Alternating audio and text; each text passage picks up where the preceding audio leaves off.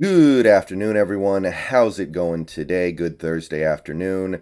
We got some Seahawks numbers to go through today, but before we get to the pass coverage metrics, I want to remind everyone that me and the Hawks Nest will be going live on this channel later today, about 3 o'clock my time, so 3 o'clock Pacific. We will talk about the Niners game, talk about the Texans game, talk about all things Seahawks. You guys know how we do things. Hope to see you guys there, just a couple hours away. Okay, so pass coverage Thursday. We got some numbers to look at, most of them pretty good. A couple of them are not so good, but we've got some things to be encouraged about this week, I think. So, obviously, it's week to week. Things change quickly when it comes to these numbers, but most of this, relatively promising.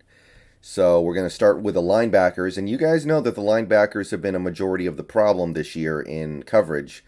But not in this game. This game, they held up pretty well. Bobby Wagner was targeted 5 times, gave up 4 completions for about 36 yards, which isn't great, but he did get an interception. So that makes up for a lot of it. That's taking the ball away. Like I always say, taking the ball away is a big deal in the NFL. And the fact that Bobby Wagner had not been involved in a turnover in a couple of years or been somebody who actually forced a turnover in a couple years was a big strike against him. Well, he got one, and that makes a lot of the little completions he gives up go down a lot easier.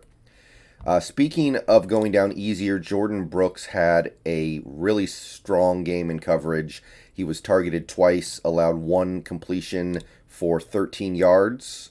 So that I'm going to take that as a big win. He's still not having a very good year in coverage, but we know that in coverage he's a very flawed player.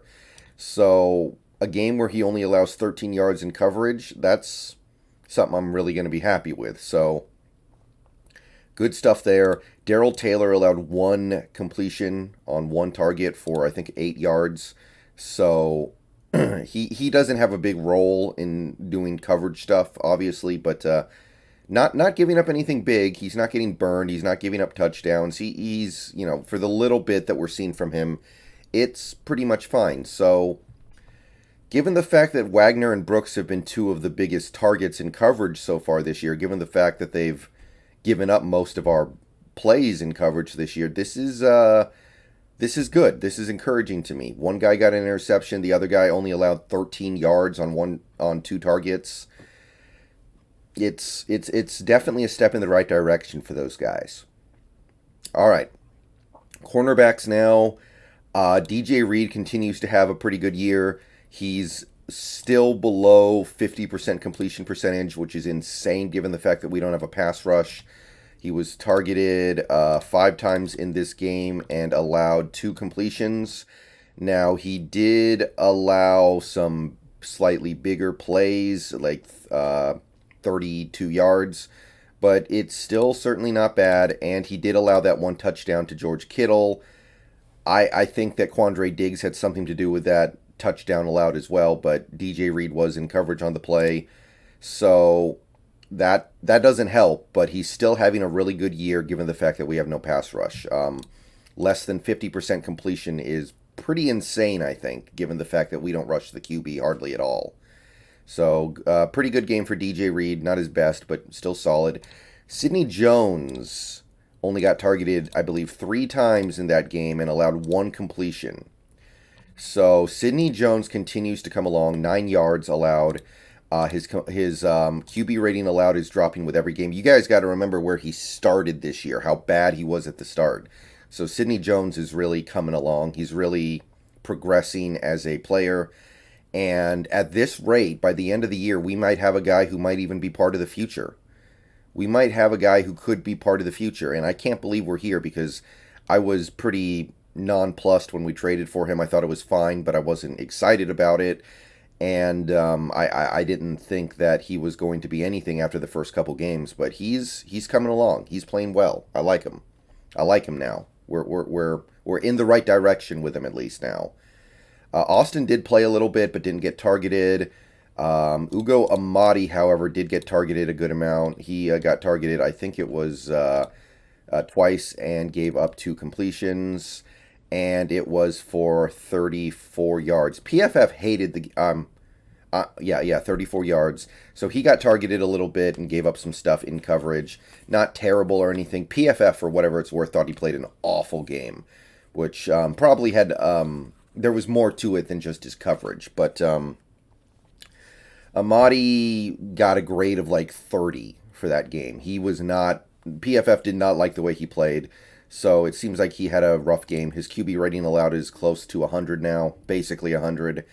So cornerbacks, they're settling in. Like Amadi, yeah, he probably played a pretty lackluster game. He gave up some stuff that he didn't need to give up.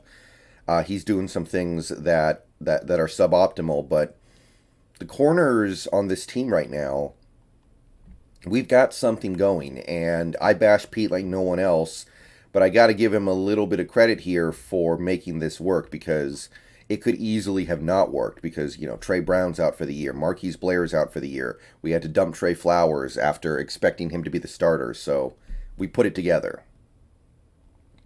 And finally, we got safeties. Jamal Adams, the newly out for the season. Jamal Adams was targeted 4 times in the first half before going out. 2 completions for a grand total of 37 yards. So not his best game, but not a bad game either. His season will end with a QB rating allowed of 75.1. We've been having some discussions in my streams recently about Jamal Adams and how good he is in coverage, and people, I don't know what it is. They seem to be under the impression that Jamal is terrible in coverage based off this year, but I'm not seeing the evidence back that up. If you take these numbers at face value, he's done well in coverage this year. Remember, we do not have a good pass rush at all. We don't. So for Jamal Adams to give up 57% completion and 75.1 QB rating is good. Like I can't be mad at that. Now, some people blame him for the 76-yard touchdown to Debo. Some people blame him for the 68-yarder to Deshaun Jackson. I don't. I think if you look at it, Sidney Jones was in coverage on those plays, but I know some people do put those plays on him a little bit, but I just can't see it that way. So don't let the narrative take control of everything here. Jamal Adams is not having a bad year in coverage at all. I don't see that at all.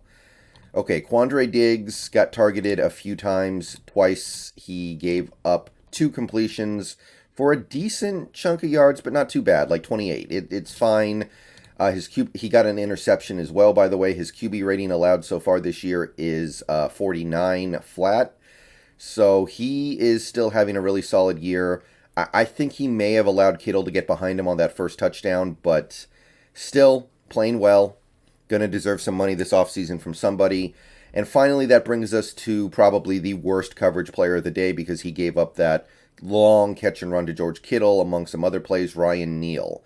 And we're going to need Ryan Neal going forward, so hopefully he can get it together. But he was targeted 6 times in that game and allowed 5 completions, including the long Kittle touchdown. All in all, Ryan Neal gave up 105 yards in coverage. That's not good. His QB rating is boosted all the way up to 124. So that's not great because we're going to need him very badly going forward. He's probably going to start at safety for the rest of the season. And it also means we're going to need something from a guy like a John Reed or a Nigel Warrior. So we're going to be thin at cornerback here. But Ryan Neal did not have a very good game. We're going to need to see better from him going forward. And that's it for your pass coverage Thursday. I will see you guys later in the Hawks Nest stream. Peace out. Go Hawks. Have a good day.